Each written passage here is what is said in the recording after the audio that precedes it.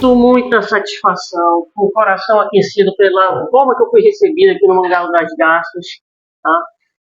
Hoje, pela primeira vez, vou trazer, entenda, pela primeira vez, tá? Virão outras. O meu amigo Basílio Guerreiro, biólogo que trabalha com as lepidópteras. Não vou especificar se é mariposa ou borboleta, isso aí é com ele, pessoal. Vai lá, nos explique aí seu trabalho. Pessoal, tudo bem? Eu trabalho aqui no Mangal já tem aproximadamente 7 anos e no começo sempre foi um desafio, né, trabalhar com outro animal que não é a tua área de pesquisa atual. Porque quando se fala em biólogo, acha que sabe de todas as áreas. Sabe, um pouco, de maneira bem resumida, mas aqui foi que eu aprendi mesmo com a equipe que já trabalhava aqui, que é praticamente a mesma equipe que está até hoje, que são os tratadores de animais, que são as pessoas que metem a mão na massa mesmo, que identificam problemas, que ajudam a produção do dia a dia. Então aqui no Mangal, quando eu cheguei, a primeira vez para trabalhar, nós tínhamos uma produção de 800 borboletas mensal. Então era uma produção que, com 3 espécies, era uma produção mediana. Então, com diversos ajustes no nosso manejo, diversas maneiras de fazer o tratamento das borboletas, nós conseguimos subir essa produção para 3.000 mensal. Então, hoje, nós temos essa média aí de 3.000, às vezes excede 3.000, dependendo da sazonalidade também, que há meses que elas são mais produtivas, meses menos improdutivas, dependendo da espécie também. Eu trouxe um exemplo aqui de uma espécie, então eu estou com a Anteosmenipe. Vamos ver aqui. Cadê? Estou com a borboleta Anteosmenipe, que é conhecida popularmente como ponto de laranja. Então vamos começar pelo ovo. Esses 2 pontinhos que vocês estão vendo aqui nessa folha são os ovinhos das borboletas Anteosmenipe. E eu tenho outros vários ovinhos aqui. Então, como estamos no mês de julho, e no mês de julho é um mês bom, junho, julho, agosto é um mês bom para essa borboleta, porque as folhas estão bem jovens, dessa árvore que é a sena, ou cássia. A grande quantidade de chuva também, ela fica mais viçosa, né? Pela abundância das chuvas e abundância de alimento, a natureza entende que a borboleta ela precisa colocar muitos ovos e se reproduzir nesse momento. Então ela vai se reproduzir enquanto tiver alimento, ela está disponível para a reprodução. Então nós fazemos a coleta desses ovos diariamente lá dentro do borboletário. Então esses ovos vêm para cá, são acondicionados em um potinho reutilizável com papel para quando as larvas nascerem elas não se afogarem. Então elas vão ficar aqui em média 3 dias. E desses 3 dias elas vão eclodir em larvas super pequenas, pelo tamanho do ovo vocês imaginam.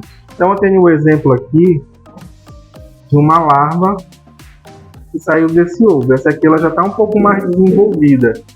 Ela já tem 3 dias de nascimento.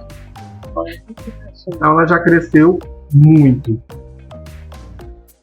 Então é uma larva que ela vai se desenvolvendo de maneira muito rápida. Então é um ambiente, um microclima que é criado aqui nessa caixa, que é um ambiente que está em plena atividade. Então elas se alimentam demais, elas vão produzir muitas fezes, e essas fezes elas esquentam o ambiente com a fermentação. Então, por isso que nós usamos o ar-condicionado aqui, mantendo a temperatura sempre a mais ou menos 23 graus, que é a temperatura ideal para elas.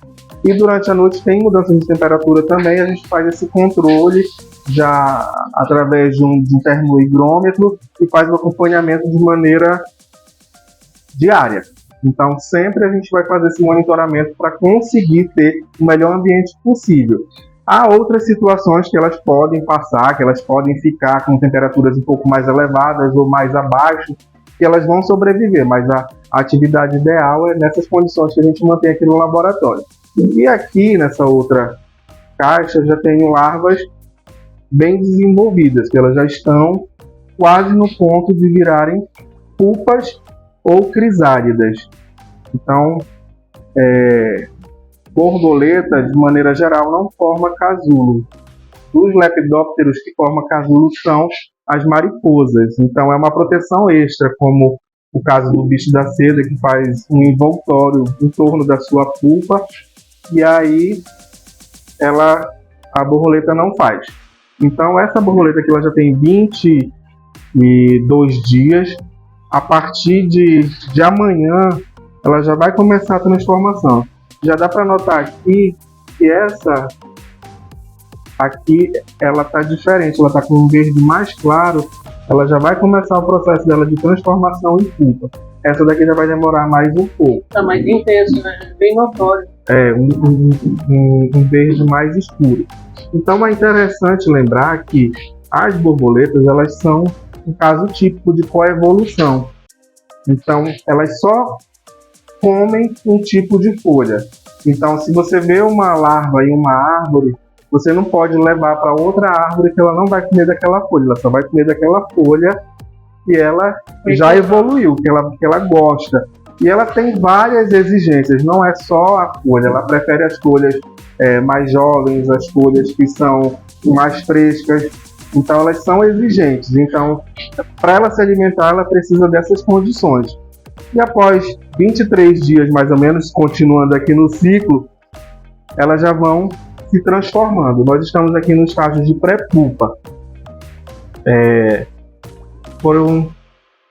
Elas são separadas, são colocadas em uma tampa de caixa com papel forrado para proteger, que elas são muito flexíveis e elas podem estourar com muita facilidade. Essa daqui já começou a transformação. Então, o processo de transformação da lagarta para virar pupa, ele é bastante curioso. Então ela começa a se fixar através de um fio de seda que ela produz. Todas as espécies produzem esse fio de seda. E o que vai acontecer? Ela vai perder a cabeça, vocês conseguem notar aqui a cabeça da larva. Por que ela perde a cabeça, né? A gente fica pensando. Ela perde a cabeça porque na fase de larva ela se alimenta de folhas, ela precisa mastigar. E na fase seguinte que ela vai viver como borboleta, ela não vai precisar.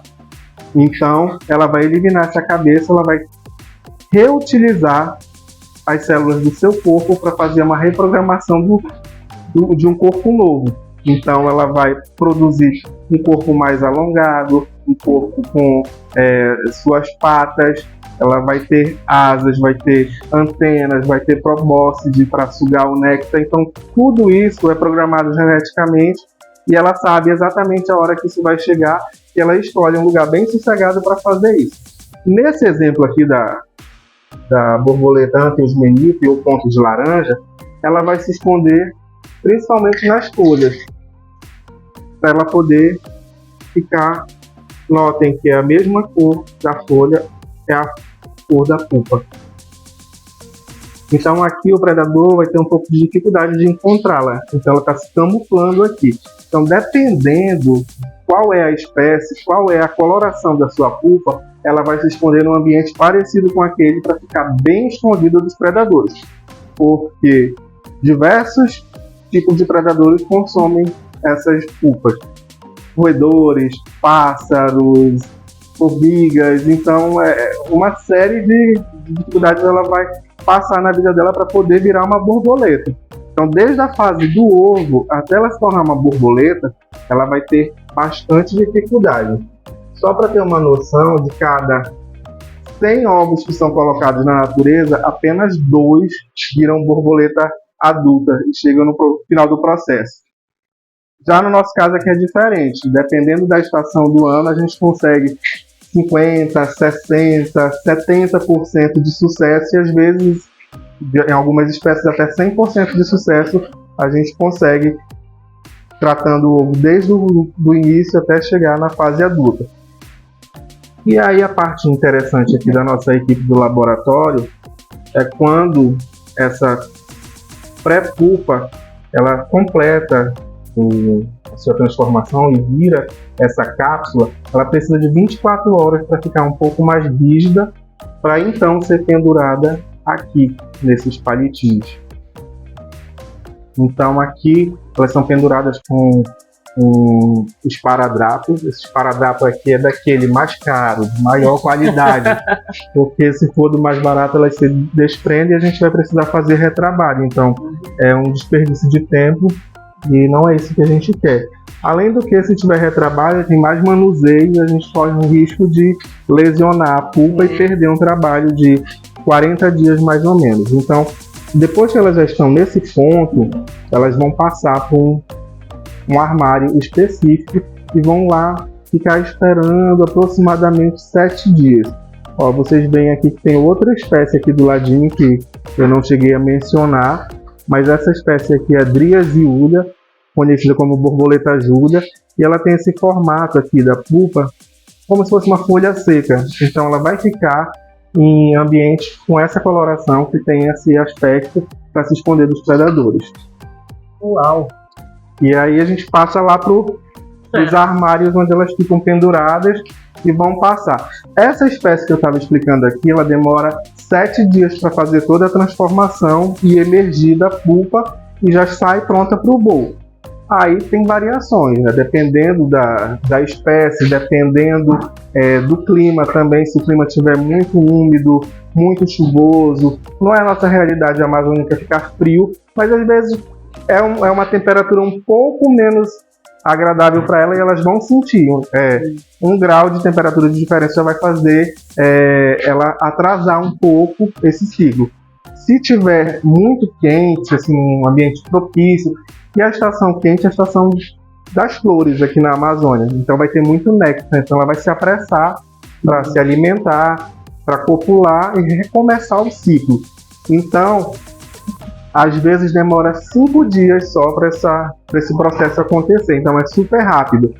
E aí a vida delas é bastante dinâmica, põe ovo, se alimenta, se transforma, copula e põe ovo de novo, e o ciclo tem que continuar. Então, como é um animal que não tem esse cuidado parental, ele põe muitos ovos. Então, uma borboleta pode botar 150 ovos, mais ou menos. Então, é uma quantidade bastante grande para um ser pequeno. Mas eles têm bastante atividade e a gente não pode esquecer que eles têm um papel fundamental no equilíbrio do meio ambiente, né? Sim.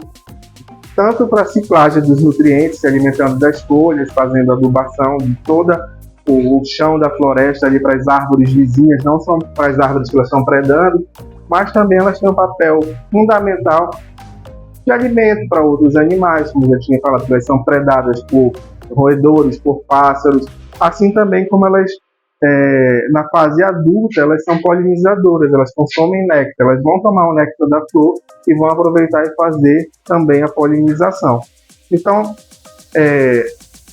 precisamos ter o equilíbrio das borboletas, precisamos das borboletas no ambiente. O ambiente, quando ele está saudável, a gente tem uma presença de borboletas numa quantidade legal e numa diversidade também. Não é porque tem muita borboleta que o ambiente está saudável. É preciso ter a quantidade de borboleta, mas também é preciso ter uma diversidade. Então, muitas espécies de borboleta quer dizer que o ambiente está ok. Então, elas ficam ali como reguladoras, né?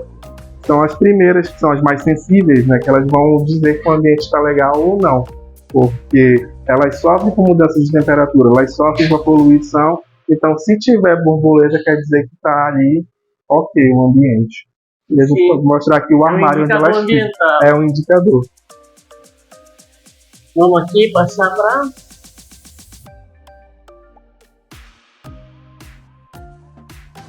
Até sair uma aqui, elas ficam penduradinhas lá dentro, pode focar lá. Tem uma aqui na porta, que legal. E aí ela vai mudando a coloração, a gente já sabe que está chegando a hora. Linda, querida. Ela Essa sai. espécie aqui, ela é praga em alguma cultura? Em alguma cultura? Não, como ela se alimenta das folhas da sena ou cássia, que é árvore que a gente usa para paisagismo, tanto aqui no norte quanto no nordeste, ela não chega a ser uma praga. Às vezes ela dá uma certa baqueada na árvore, mas não chega a matar. Então assim, ela só faz aquele processo de ciclagem do nutriente mesmo. Ela é linda. Mas existem outras espécies, né, que eu mencionei, como a Dryasiulia. Ela chega a ser praga para plantadores de maracujá, por exemplo. Opa.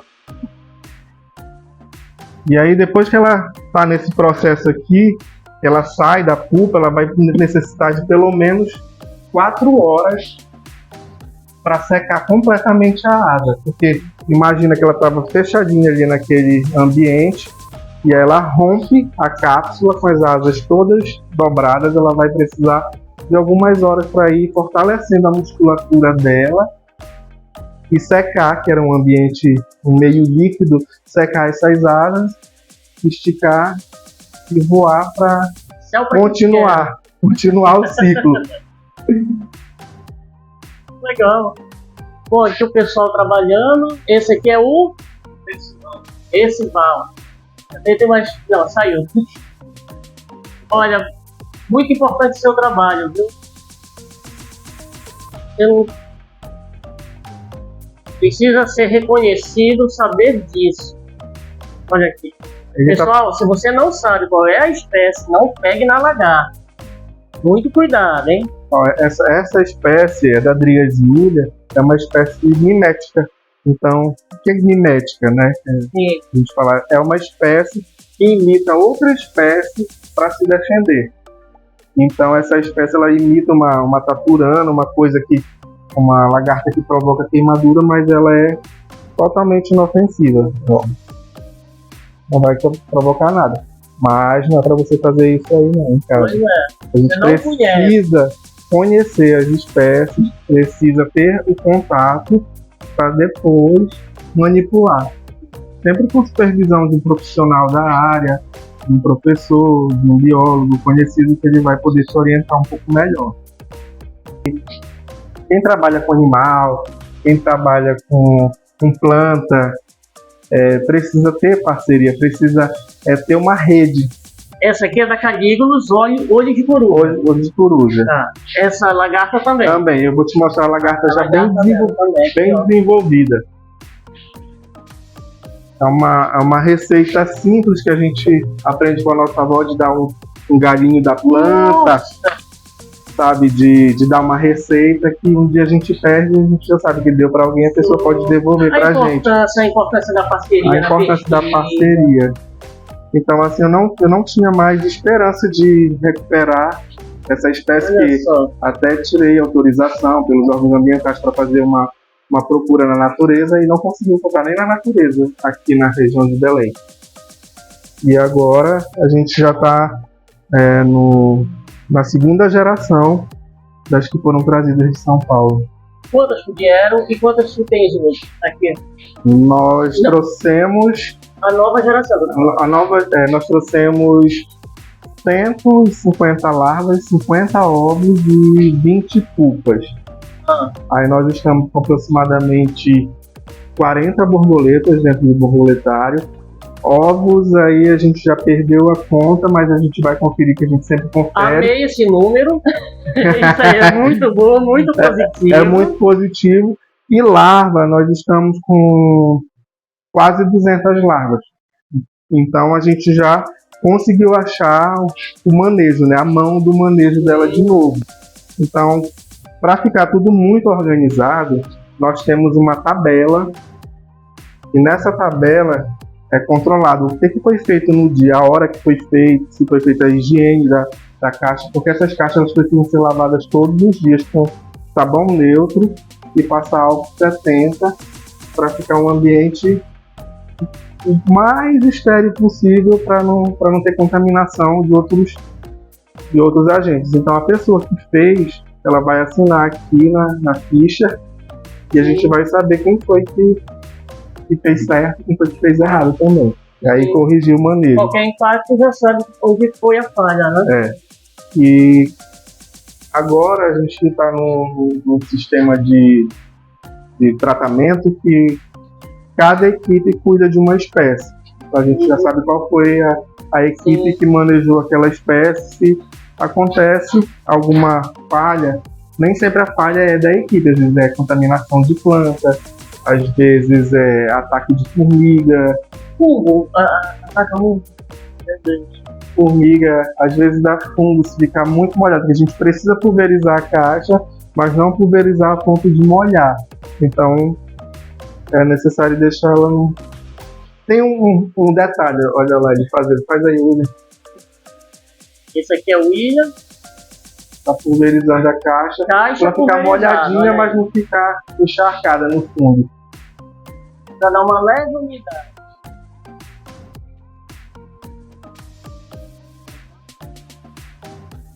É importante também que as larvas são selecionadas. Existem larvas que adoecem, então elas mudam de coloração, ficam com aspecto diferente, essas larvas são descartadas. Aí, mas elas vão ser descartadas, mas é para impedir que ela contamine o restante da caixa. Então é uma questão de sobrevivência mesmo. Sim. E Basílio, me diga uma coisa, quais são os parceiros hoje desse laboratório aqui do laboratório do borboletário? Nós temos parcerias hoje com o Museu Catavento de São Paulo, temos o Laboratório de Toxicologia da UFPA, a soberana da Amazônia. Da UFPA sempre tem vários projetos aqui com a gente, né, fora o borboletário, mas aqui no borboletário temos também o pessoal do São Luís, no Maranhão, que é nosso parceiro. Nós temos parceria com o pessoal do Amazonas, que é uma realidade muito parecida com a nossa. Angola, né, eu faço um trabalho lá com eles desde o ano passado, tenho ido para lá acho que mais de 12 vezes durante esse período para dar um ajuste no borboletário deles, que é um borboletário que são de espécies tropicais, que é uma realidade da África com relação a clima, é bem parecida com a Amazônia. Então o borboletário de lá ele foi feito nos moldes europeus, mas não deu muito certo. Aí agora, depois que teve a mão de quem entende do mesmo clima, começou já estamos com 3 espécies lá sendo reproduzidas. Então começou a dar certo. Vários ajustes foram feitos e aí a gente está conseguindo sucesso agora. E agora o YouTube Lela Off é parceiro também na divulgação que você precisar. Então, muito obrigado. A gente pode fazer. Olha aqui os ovinhos eclodindo.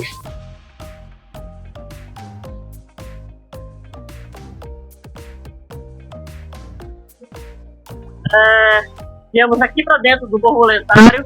Hoje vai ser um momento que muitos visitantes esperam para que aconteça, né? Que é a soltura das borboletas que acabamos de ver lá dentro. Então esse momento aqui, todos nós trazemos os espécimes, os ovos, as larvas, as pupas das borboletas para fazer a educação ambiental. Como acontece todos os dias de manhã e hoje foi extraordinário, nós tivemos que adiar para de tarde, aí não fiz o processo que eu achei que nem tinha visitante uma hora dessa. E aí eu trouxe aqui 3 espécies de borboleta. A Antheus menipe, a Driasiulia, que é a laranjadinha, e a Cáligo ilioneus. Ainda tem mais outra ali, que é a rosa de luto. Eu vou abrir a caixa, algumas vão voar rapidamente e as outras vão ficar aqui, que elas quer dizer que elas nasceram mais recentes, então elas vão ficar um pouco mais calmas. Posso? Pode. 1, 2, 3. Olha que lindo, pessoal!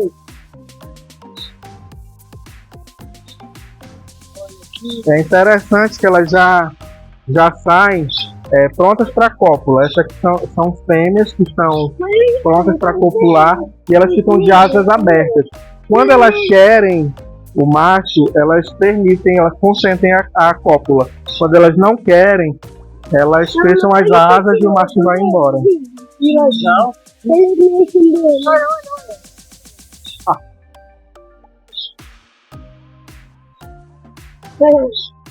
Outra. Mas elas estão muito. Olha o olho de coruja aqui.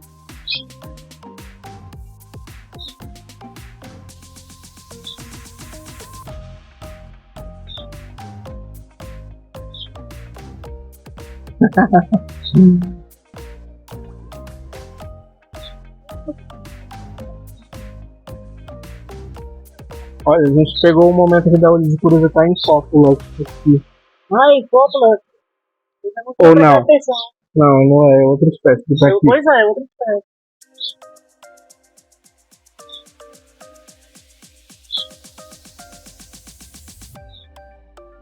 Ver se ela acontece. O visitante.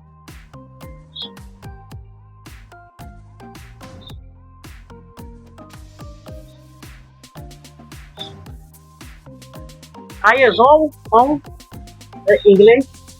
É. Aiazon.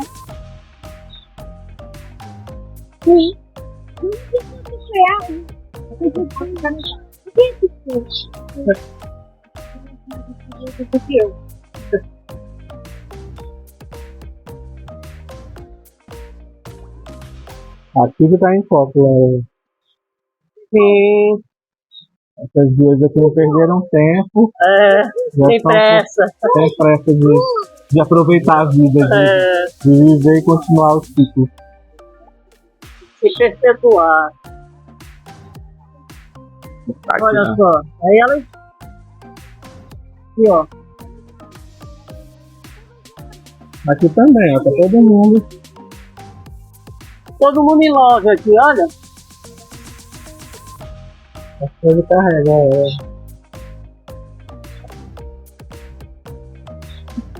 Olha uma na minha testa. Ó, não quer ir. Tá aparecendo? Já foi, Já já foi, né? voou. Olha, os machos são mais vistosos, mais uma coloração Olha, mais outra aqui forte. populando. Outro casalzinho aqui em loja. E as fêmeas são mais opacas. Que legal.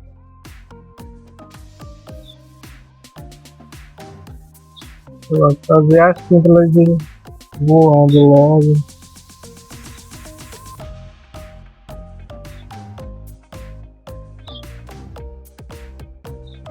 Aí todos os dias a gente traz pra cá mais ou menos 100 borboletas. Só tem uma em ti agora. Tem. Faz aqui a imagem. Olha que privilégio, pessoal. Olha aqui, ó. Só essa imagem aqui já merece uma curtida. Vou tirar mais esse casal daqui, tá?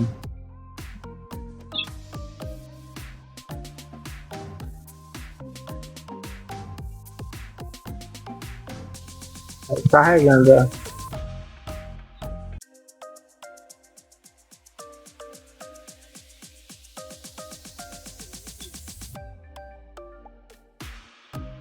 E aí?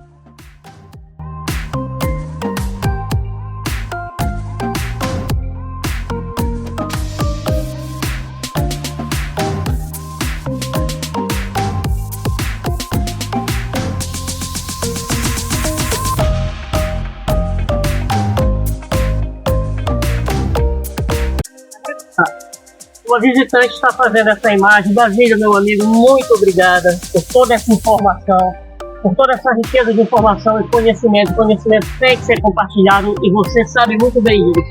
Eu acho que todo esse trabalho que faz aqui. Então, você, se inscreva, curta, compartilhe, comente e venha ao Mangal das Garças. Venha. Venha aqui com a gente. Com a gente não, com ele. É. Talvez me encontre por aqui, né? Com certeza. Passeando, Parceira visitando. Tá? Obrigado, querida. Obrigadão mesmo.